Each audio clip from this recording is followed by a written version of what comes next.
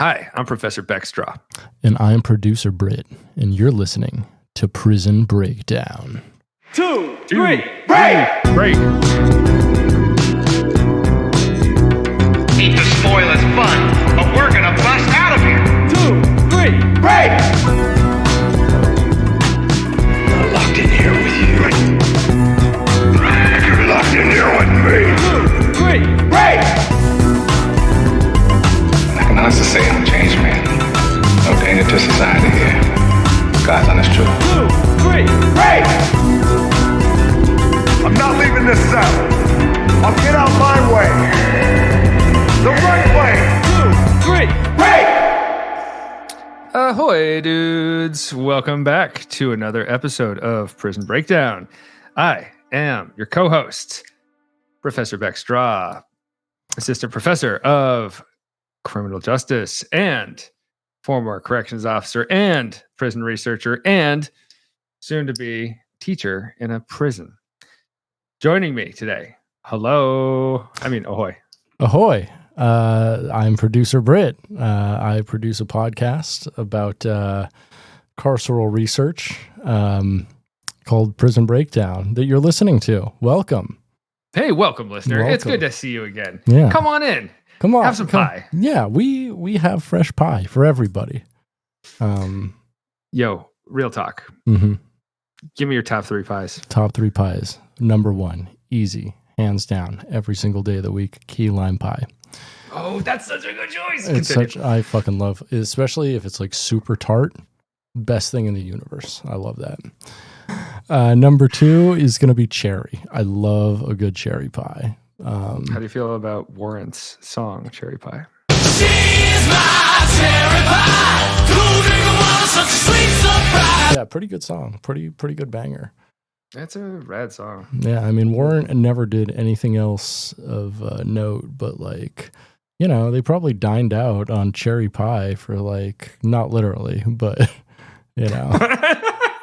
But, I hope not. They're just constantly eating cherry pie. They're Just waiting for people to come up to them and be like, "Aren't you in Warren?" It's like 2002, and like they haven't had a hit in like 16 years, and like he's just like in a cafe, like eating cherry pie, eyeing everybody, like waiting to be approached. Oh God, wouldn't it be awful to like if you're the lead singer of Warrant and anybody actually knows your name and they just want to talk about cherry pie? Yeah, that'd be cool. Okay, sorry. Please continue. Number 3 is going to be.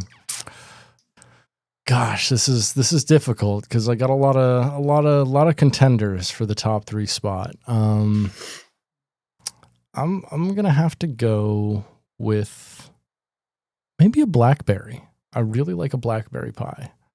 How often do you even see a blackberry pie? It's blackberry pretty rare. Pie barely exists. It exists a lot more like here in the Northwest, I think, Pacific Northwest, because we got a lot of blackberries up here. But you know, it's a good pie. It's got a good like flavor, and like I don't know, like blackberries are like unique, and they've got something different to them than the other berries. You know what? I take that back. I'm sorry. Number 3, strawberry rhubarb, baby, all the way. Yo, every day. Yes, that's Every a great day. choice. Also, blackberry pie is it's not ubiquitous enough, and I feel like I would get it mixed up with Marionberry if I even tried to have a bite. Mm-hmm. Interesting. Okay. Can you tell the difference between the two of them? Maybe. I bet there's not a person I know who could tell the difference between on like blackberry and Marionberry. I mean, depends on like how much like high fructose corn syrup and shit there is in there. You know, like Truth. yeah, with like fresh berries, I'm pretty sure I could tell. But otherwise, maybe not. What in the hell is a huckleberry? Can you tell me? I'm yours. Just shut up. Shut up now. Oh yeah, we're podcasting. Welcome to Prison Breakdown. No, but really, what's a huckleberry? I couldn't tell you, to be honest. All right, thank you. All right. Yeah, I was just avoiding the question. No, that's good. That's good. And back on topic. Welcome to Prison Breakdown. Before we get started today, you know who I'd like to thank? Roger Williams School of Justice Studies. That's right. The Roger Williams School of Justice Studies has many great degree and graduate certificate offerings, including public administration, cloud computing, legal studies, criminal justice, forensic science, cybersecurity and networking, digital forensics? Sorry. Digital forensics. Forensic, just one of them. Digital forensic. Just one forensic. Public management, and, of course, leadership. The best ship. Thank you, Roger Williams School of Justice Studies, for being our loyal and beloved sponsor. Oh, yeah. You make this podcast happen, and we appreciate it. And we get the word out to the people about prison stuff. Yeah, you make our world go round. You make our dreams come true. Woo woo. Mm-hmm. Now, we've gotten some pie talk out of the way. Mm-hmm. Shall we move on to some newspaper? Some news on that wire. The birds on the wire, but Give me the news blues, baby. Let's do it. Fresh news, hot off the razor wire. So this one's pretty interesting. This one comes from NBC News. It says 2 prisoners can't legally object to Biden's death row commutations, the Department of Justice argues. So They can't. They cannot. They say, no, we want to stay on death row. And DOJ is like, Mm-hmm. Yeah. So the request of 2 prisoners who have taken the unusual step of asking a federal judge to nullify their death row commutations granted by President Joe Biden should be denied because the act of leniency doesn't violate the Constitution, the Justice Department argued Monday in a court filing. So basically, these 2 guys, Shannon Agofsky and Len Davis, who are respectively 53 and 60 years old, denied or tried to deny a commutation from the death sentence to life in prison provided to them from Joe Biden. And it wasn't because they're like, oh, I want to die, put me on death row. It's because they think the commutation will like hurt their chances in an actual appeal. So they're saying, hey, I'm not guilty. I want to try and get out of this, but I want to get out of this and wipe my hands from it and go home. Mm-hmm. Exactly. So in responding to Davis's request for an injunction, the U.S. government offered 3 reasons U.S. District Judge James Sweeney should deny it, writing that not only are commutations legal, but also that the president has the authority to decide them and a prisoner has no authority to reject one, which is kind of messed up, honestly, in my opinion. So tell me, what would Cartman from South Park say about that? Don't make me do it. What would Cartman from South Park say about that? Are you questioning my authority? Yay! Oh God, this episode is off to a bad start.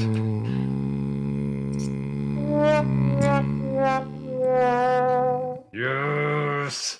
Didn't like it. I know. I don't feel good about it. No, I feel dirty. I need a shower after this podcast. Well, it's because you're a dirty boy. Cut that out. Yuck. All right. So the government is saying, no, you have to go along with this, even if we think it will hurt your chances for an appeal. Mm-hmm. And people are saying, no, we don't want this. We still want to appeal. Mm-hmm. Have they given any kind of protections? Like, yes, you can still appeal if we grant this to you. No. I mean, they're still in the appeals process. So, they're afraid that it will like be used as evidence against them basically though. So, and like admission of their guilt being that they're still, incarcerated for the exact same crime and they're not being given a presidential pardon in any way. And they're not being like legitimized. They're being told, hey, yeah, you're still a bad person that we need to lock away forever, but we're not going to kill you. It's tough because as like relative to the death sentence, it seems like a mercy, It seems like, but it's also not. yeah, I would honestly, I'd take the death sentence. Like if President Joe Biden gave me if I was on death row and he was like, no, you're gonna live for another like 20 years in prison, I'd be like, the fuck I am. Like, make me. yeah. Like, it's a tough situation, and to give a presidential pardon to someone on death row, unless there is clear and convincing evidence of their innocence, I mean, at this point, he's a lame duck president. Why not? yeah, right. Like, yeah, he's a weird old, like, we know he's like beleaguered, to say the least. By That's a nice way of saying it. yeah. he's feeble. But if I were in his condition, like, 1 foot in the grave, no respect from anybody, I do some wild stuff during my lame duck session. Of course, like, Trump could undo a lot of it, but like, maybe there's be some stuff that's like universally popular that like Trump realizes he can't get rid of. Like, I don't know. Yeah, just try some wacky shit. Right? Like, be experimental, old man. Like, I know you can't teach an old dog new tricks, but try something new, buddy. I am happy to see that he took so many people off of death row. That's nice. There's so much more he can do. Also, while you're at it, Biden, I know you're listening to this. Pardon Steven Donziger. Do it already. Yeah. The man is waiting. Yeah. But there's so many things like that could be done. How do you think he spends his last days in office at this point? Also, he's like doing stuff now when he hasn't done stuff for the last year or two, which is weird. Yeah. Yeah.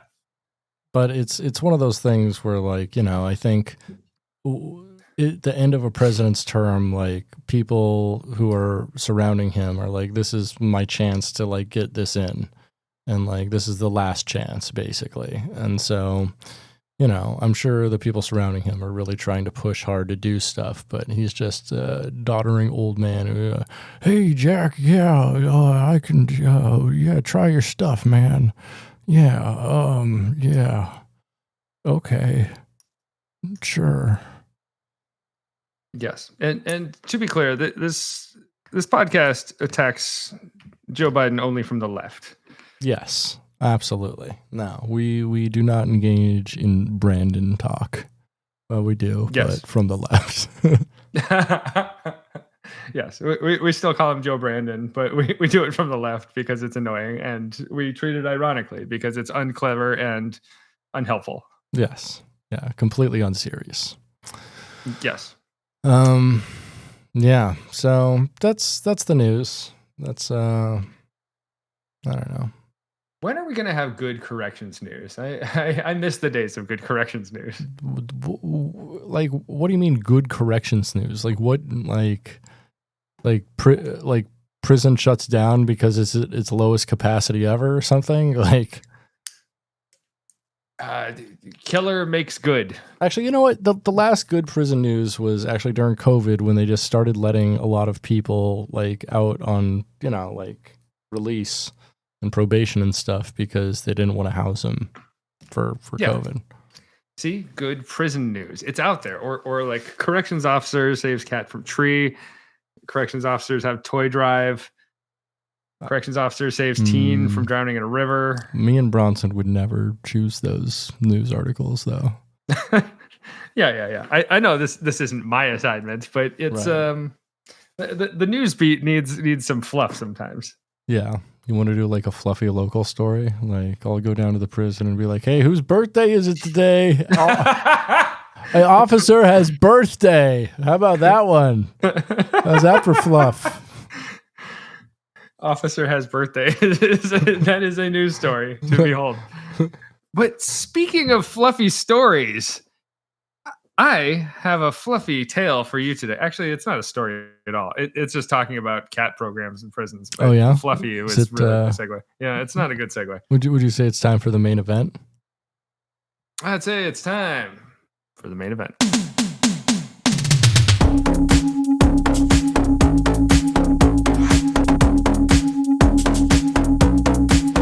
It's the main event. I'm sure of it. You know it's on. It's the main event. I'm sure of it. It's time has come. Wow, that was dope.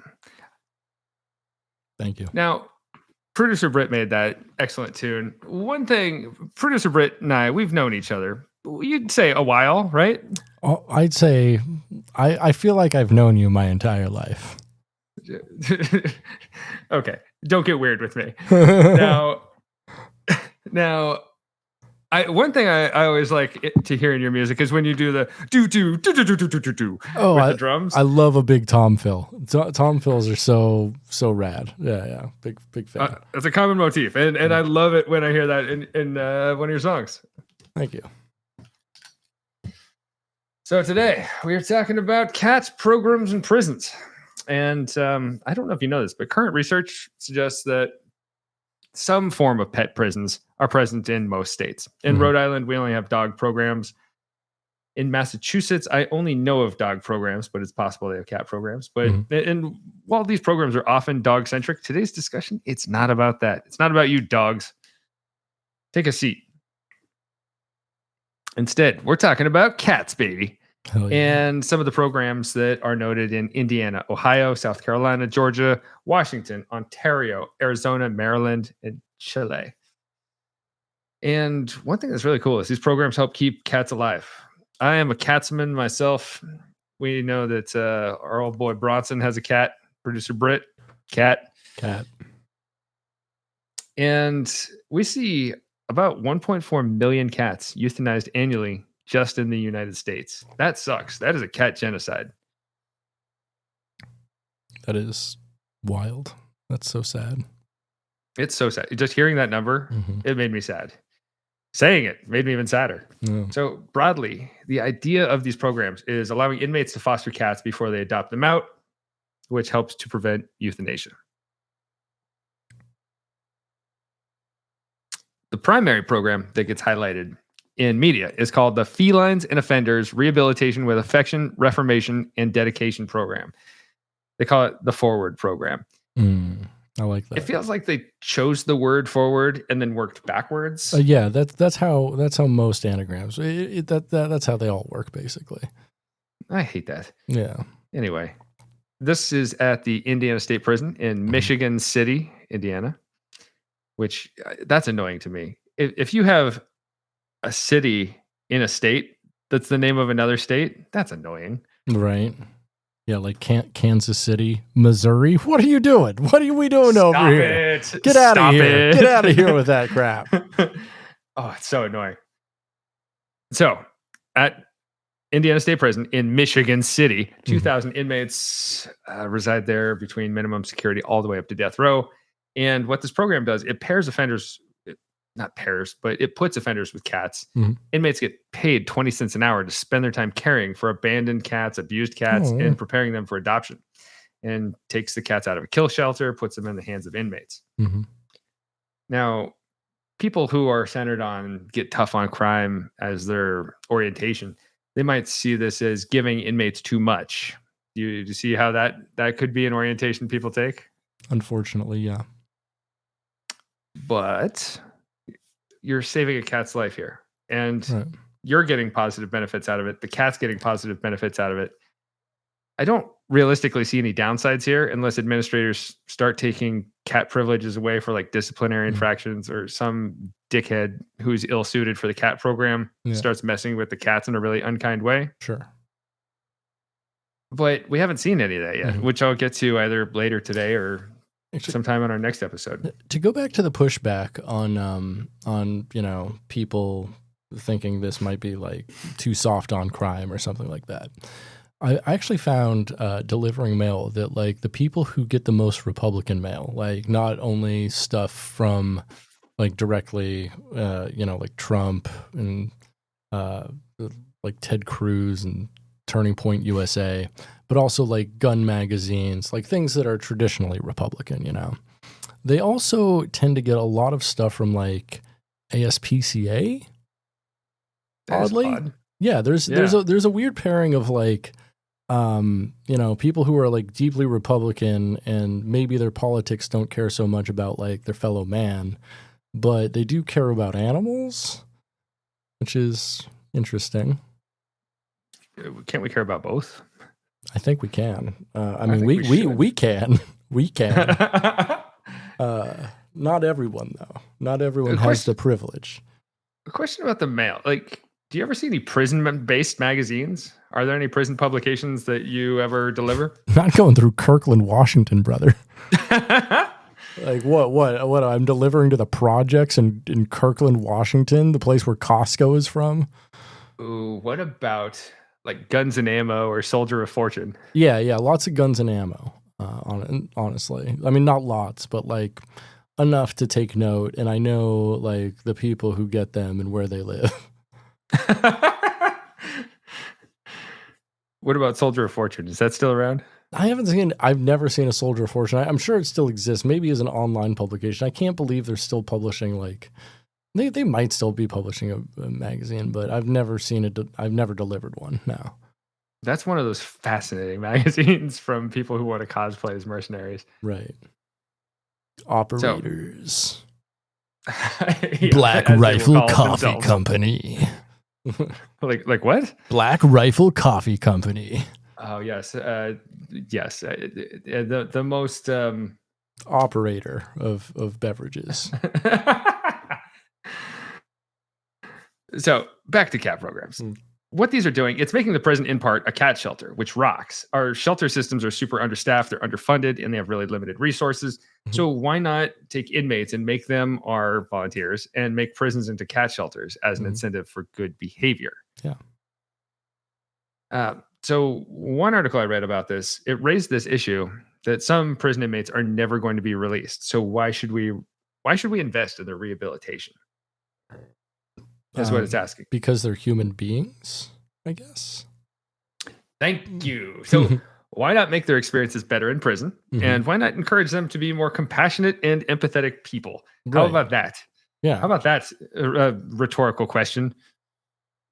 Right. And it also like it could like prove to be like a behavioral thing too, because like, yeah, we're giving people like care of a life, and maybe they won't be so dismissive of like taking a life if they actually have to care about one. It increases empathy. Like having an animal like does a lot of good things for you. Oh, we're going to get to some of the studied effects of them, and increased empathy is definitely one of these like primary effects that people will tout coming from these prisons, from these prison programs. Yeah. And for the people who will get out, why not try to equip them to be better people in general as well? And this isn't always through like learning skills and going to classes, but it can be through working with cats and learning this kindness and empathy and caring for another being. And I'm cool with that. Now, pet programs themselves, they got started in the 1980s as a way to reduce recidivism. And we find that the first pet program was started by a Dominican nun in 1981 at a dog training program in a Washington State women's prison. And at present, all 12 of the Washington State facilities have some kinds of animal programs. And the state of Missouri has programs in all 18 of its facilities as well. Wait, you are you talking like the federal facilities in Washington or? Oh, I'm talking Washington State, baby. Your home. Oh, so wait, okay, so the state facility. So when you worked in Snohomish County, they didn't have one? No, we did not. No, okay. Jails, I think it would be less likely in jails, especially because there's such high turnover. But in a prison where you have a relatively stable population, shelf-stable population, yeah. That makes sense. There's something I just found out today about, in Rhode Island, we have a dog training program. But the only people who can qualify for the dog training program are inmates who are doing life without parole. What? I mean, I guess that kind of makes sense, but they do it because it gives them hope. It gives them something to care for, and they have better behavior because if it's a one strike and you're out deal, where if you screw up in this program, you lose access to the dogs, but it gives them a way to give back to the community. Like I've talked to a few of these guys, and they would like cry when the dogs leave, and like when people when the service dogs go off to a family, and these guys feel useful for maybe the first time in years, or if ever, and they like really get something out of it. There's something special about it, and I can kind of understand why they keep access so limited to the LWOP population, life without parole, and I'm glad that they have something for them. Yeah. Like if you're going to have something archaic and stupid like life without parole, at least give people something to do on the inside so that they have some kind of hope. They have some kind of outlet. They have some way to spend their time besides looking at a wall. Right. Yeah, that seems hopeless. So pet programs are most often associated with dogs, and especially training service dogs. So cats are a really nice addition here. But most pet programs were established after the start of the millennium in the late 2000s, and they came out of these partnerships between nonprofits for shelter animals partnering with prison facilities. And most animal programs, interestingly, use male rather than female participants. There's no real reason stated why on this. It just is. And we do have some people skeptical about the safety of the animals involved in the programs. So safety precautions are always in effect. There are so many screening processes even to get a spot in the program. And there are some benefits. We still need more research on it. The research is limited at this time, but it's at least taking off, and we have found some helpful effects. But for inmates, there's also this potential to earn an animal trainer apprenticeship certificate in some facilities, even though that requires 4,000 hours of animal training. Inmates have time. Yeah. So now that I gave a little intro to pet programs, let's look at some of the programs themselves. We're going to start with the Forward program that I mentioned in Indiana prisons. And for this program, a room in the prison is made into this dope cat sanctuary that has scratching posts, climbing structures, and some places the cats can hide. It's been around since March 2015. It goes 6 hours a day, 7 days a week. Guys show up. They report 7 a.m. to this cat sanctuary. They change litter boxes. They feed the cats. They give the cats water, brush their fur. They trim their claws, clean their ears. They play with the cats and socialize them. Most of these cats are like abused or abandoned. And the whole idea is taking these cats who are at the shelter and they're harder to adopt out, and they're giving them some love and trying to bring them to a place where they're adoptable. And that's their full-time jobs, which honestly sounds like an awesome job. That does. If you're going to be in prison. Yeah. No, not just if you're in prison. If that actually paid a living wage, I would want that job. Totally. And it's several inmates that have been interviewed for the article. They state, it gives me a reason to get out of bed in the morning. It has taught me empathy, responsibility, self-esteem.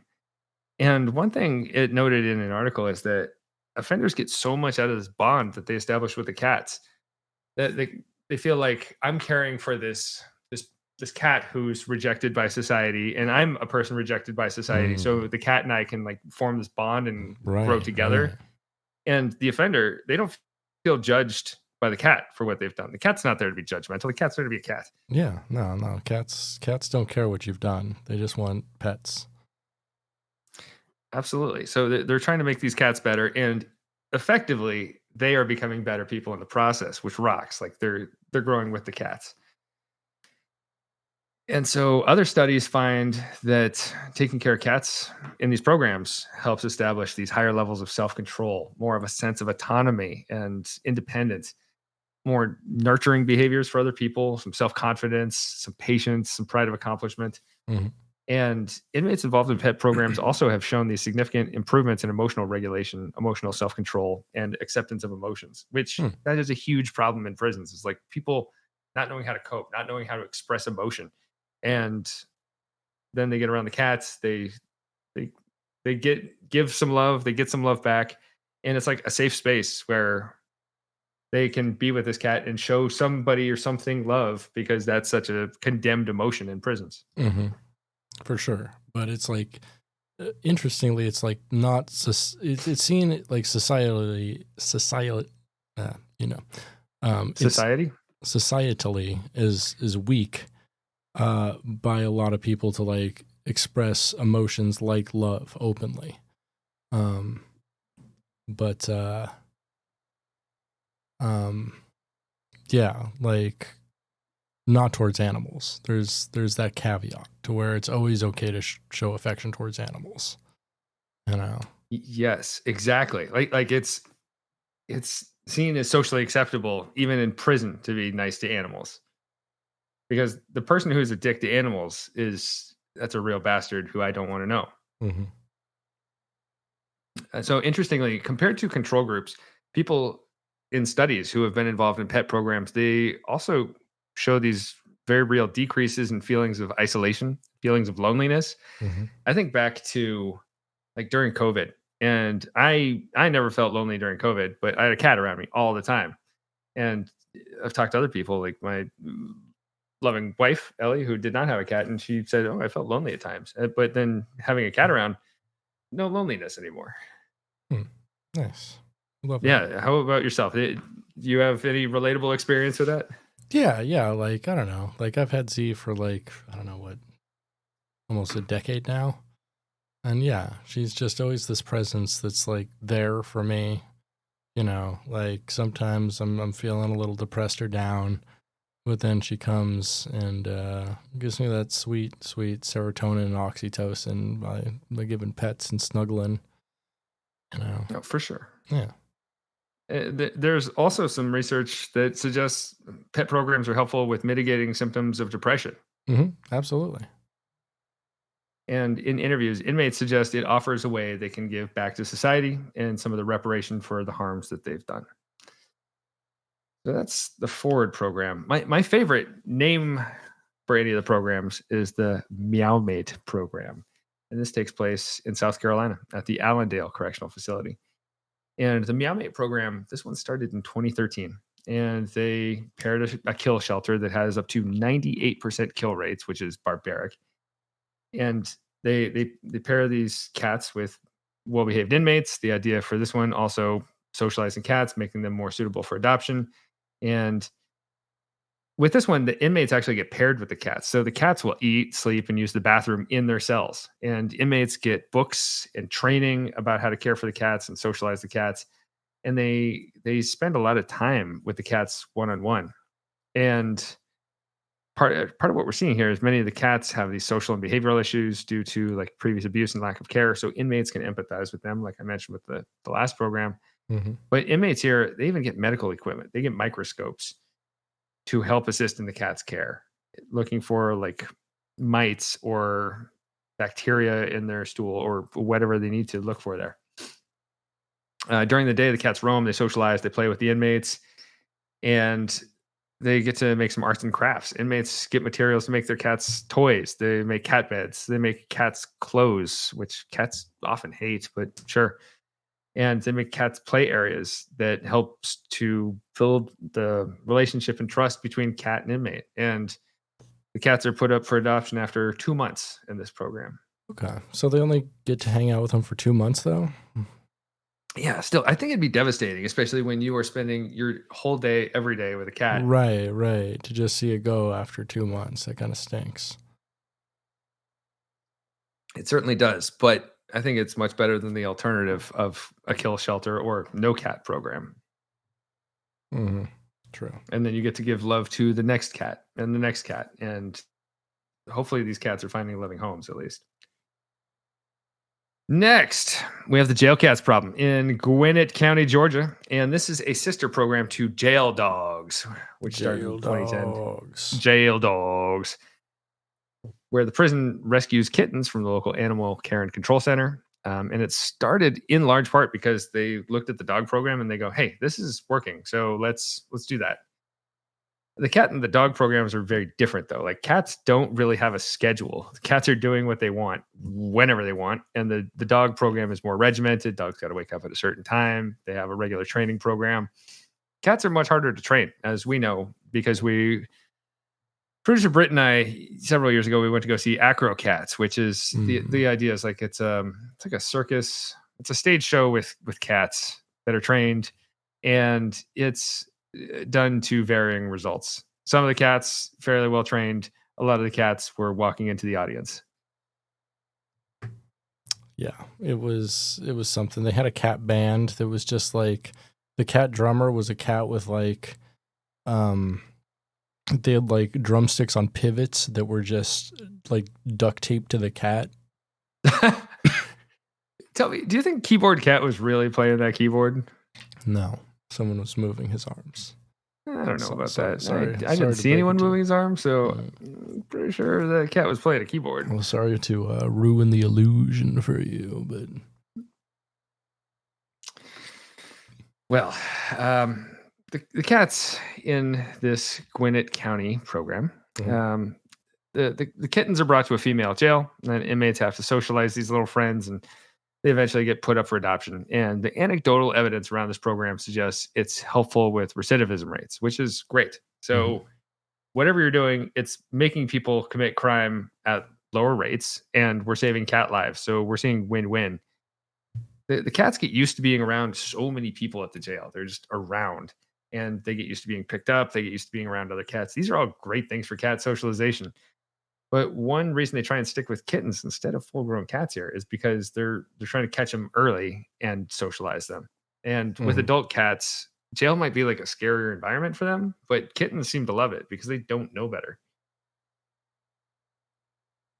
And with this program, the inmates have reported a degree of heartbreak when the kittens are given up for adoption, but they also get happiness out of it. Like they get to meet the family, which is awesome, and they get to see the cat get taken care of. They're essentially seeing this cat get bailed out of jail or get released from jail. Oh, it's really sweet when you put it that way, actually. Right? It's so cool. I'm so into this. Yeah. So we've got one near you in the Monroe Correctional Complex Special Offender Unit. This one's called the Perfect Pals program. Oh, that's cute. Oh, indeed it is. So this one started in 2006. They should call it the Purrrison program. Oh, yo, I like that a lot. Yeah. Yeah. You and I were going to start this. Yeah. All right. So since it started in 2006, almost 1,000 cats have been adopted. That's 1,000 cat lives. That's awesome. That would not be around otherwise. That is so awesome.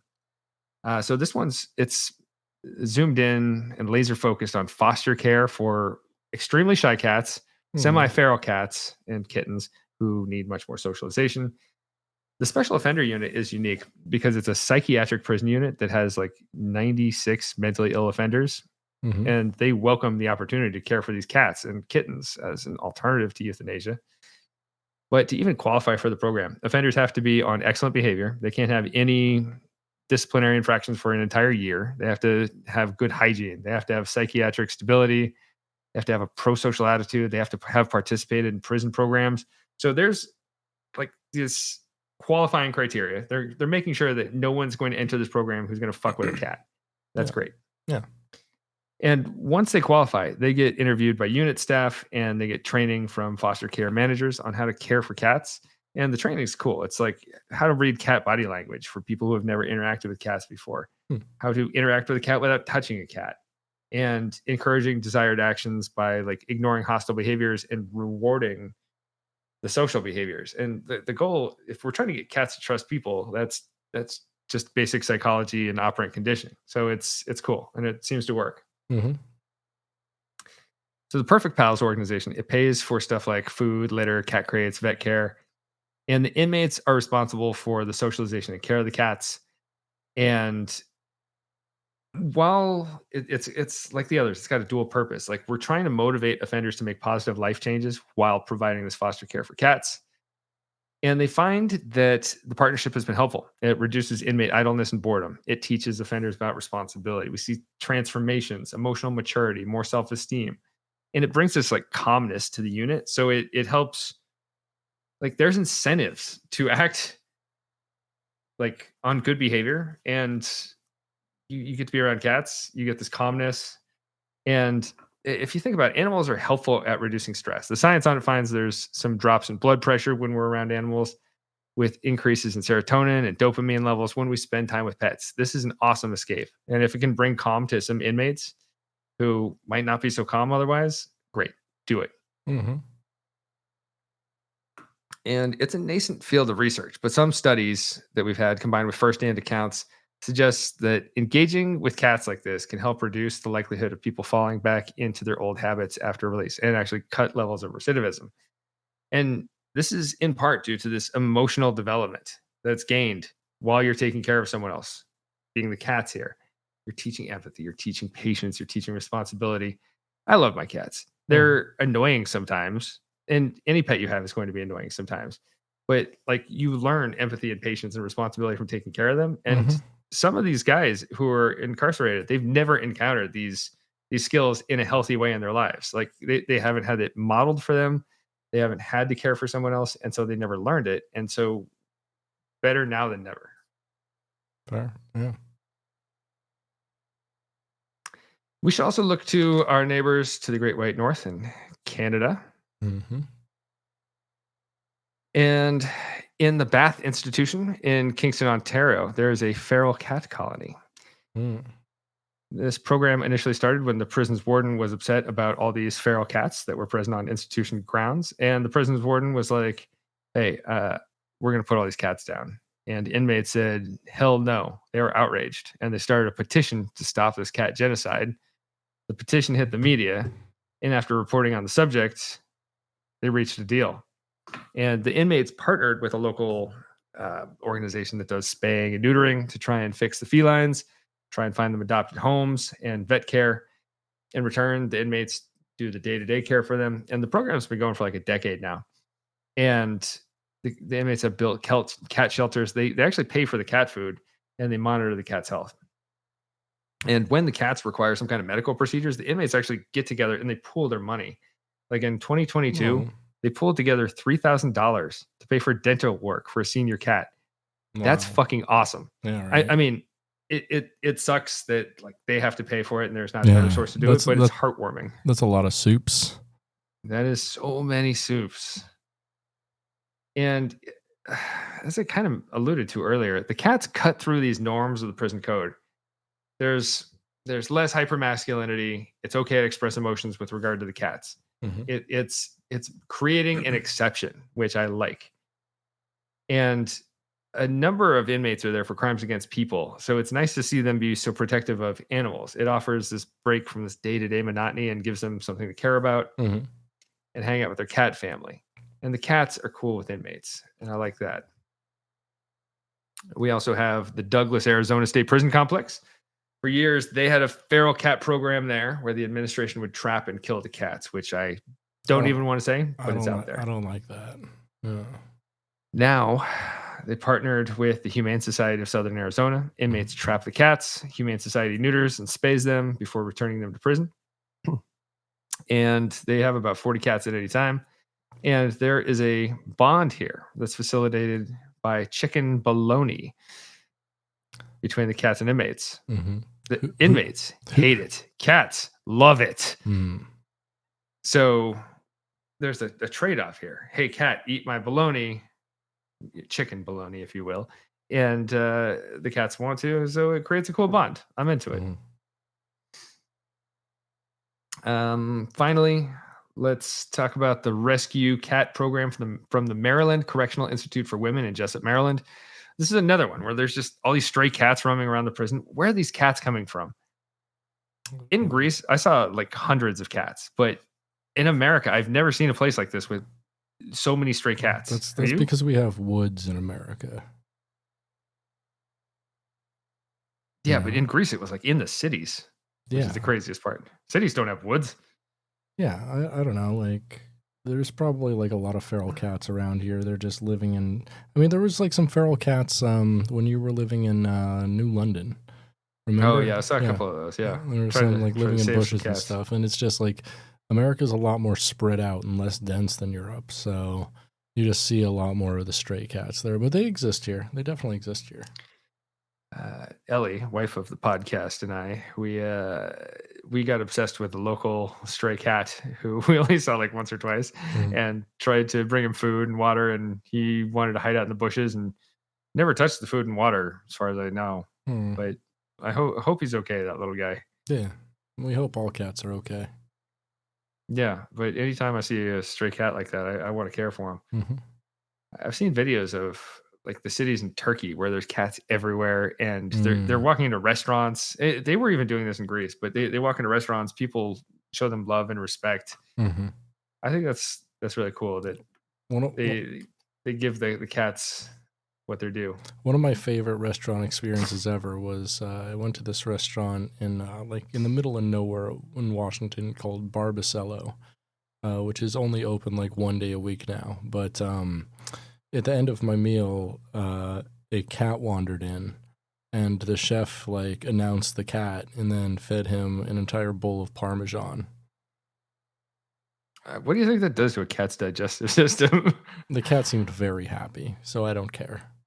Yeah, that's. And that's I was charmed. I was completely charmed. Charmed, I'm sure. Indeed. So this program in Maryland has 750 inmates. They also have to get screened. It's an 8-year-old program. They pair with a municipal shelter. And the warden here suggests, hey, we think it teaches responsibility. And we're creating opportunity costs. If the women who are incarcerated here screw around, if they commit misconduct, they might jeopardize losing their cat.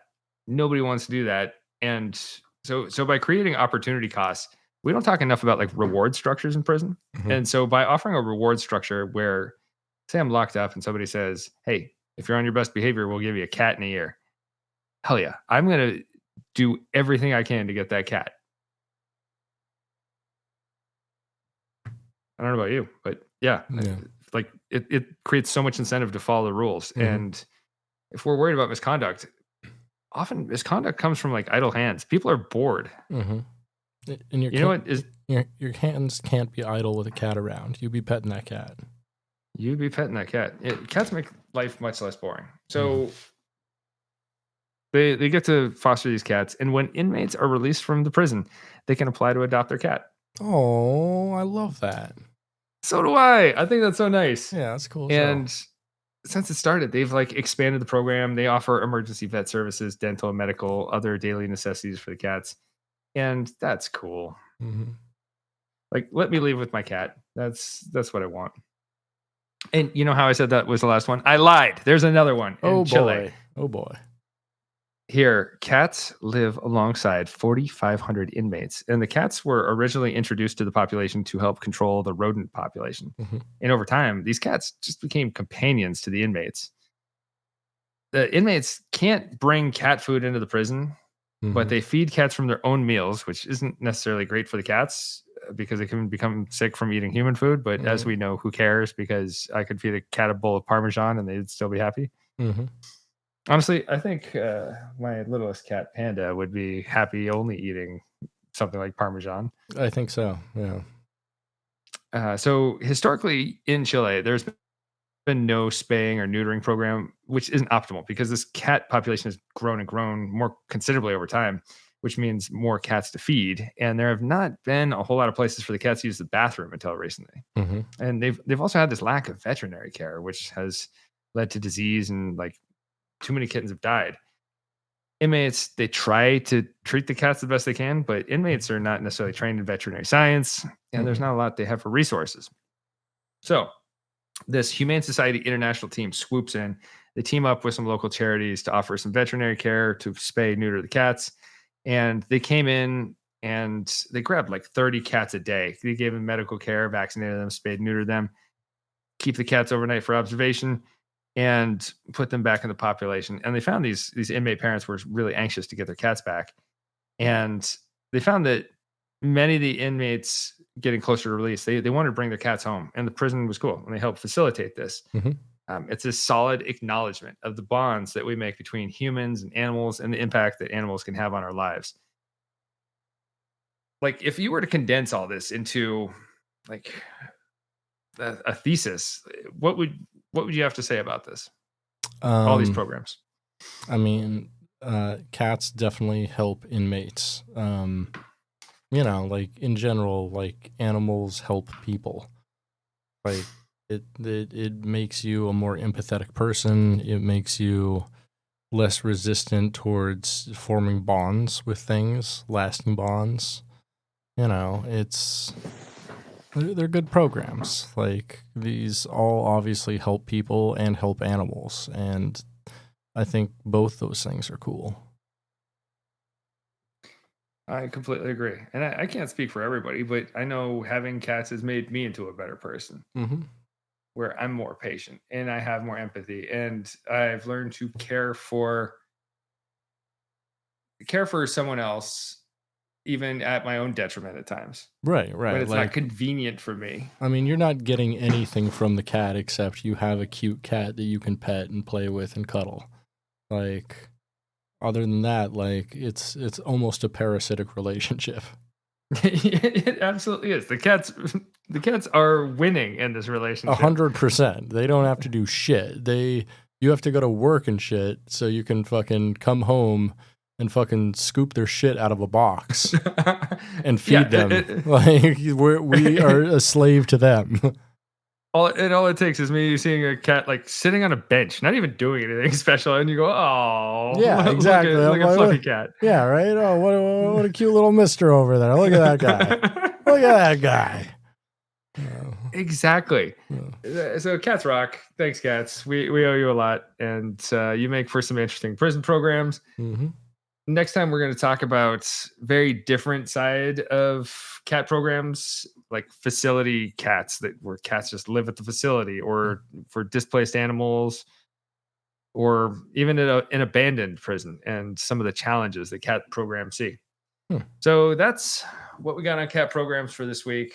That's the main event. Now, you and I, we like movies, and we were just playing jazz earlier and talking about how we're going to do this movie March again. So, hey, listener, stay tuned. We're doing movie March, baby. Mm-hmm. Listen out for it. I guess this will be released in a couple weeks. So this will be released near the end of January. Yeah. But until then, we've got a brand new movie minute, hot and ready and waiting for you, just like a Little Caesars pizza. Movie minute. Little Caesars. Movie minute. Pizza. Little 60 Caesars. seconds with producer Brit to talk about movies. Let's put 60 seconds on the clock. So Wait, on the pizza. On the pizza, 60 seconds on the pizza clock. Same shape. It makes sense. Exactly. And it has like 12 ticks throughout. A pizza is a clock, and a clock is a pizza. Yeah, except I feel like you more traditionally cut a pizza into 8 slices, but not in this case. Yeah. Put 60 seconds on the pizza. Okay, 60 seconds on the pizza. So last week, Judge Strah here sentenced me to watch Christmas Mail from 2010.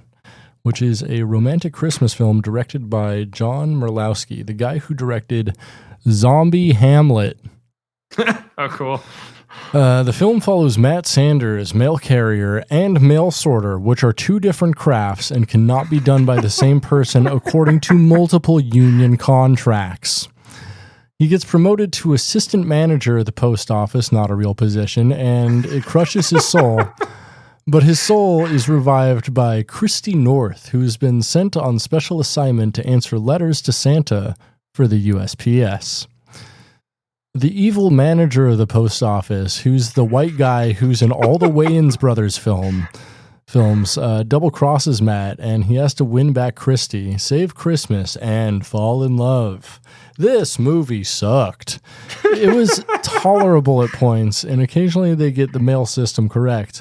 But for the most part, it was a very mediocre, Hallmark-esque, made-for-TV Christmas movie that absolutely butchered the USPS, which is crazy because they obviously filmed it in a real USPS sorting center. Like, they couldn't have just asked someone, like, how does this work? Like, I don't know. Who? The assistant manager? So the highlight of the film was when Matt and Christy had Chinese food together, and Christy wore what I can only describe as the Joker's outfit exactly.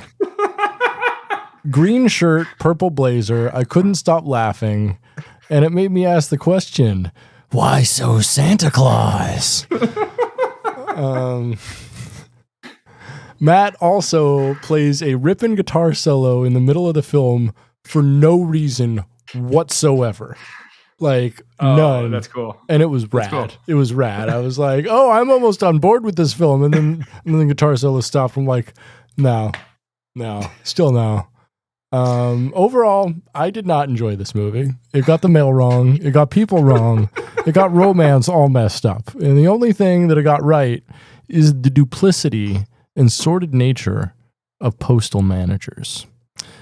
It made me ashamed to deliver the mail. 2 out of 5 soups.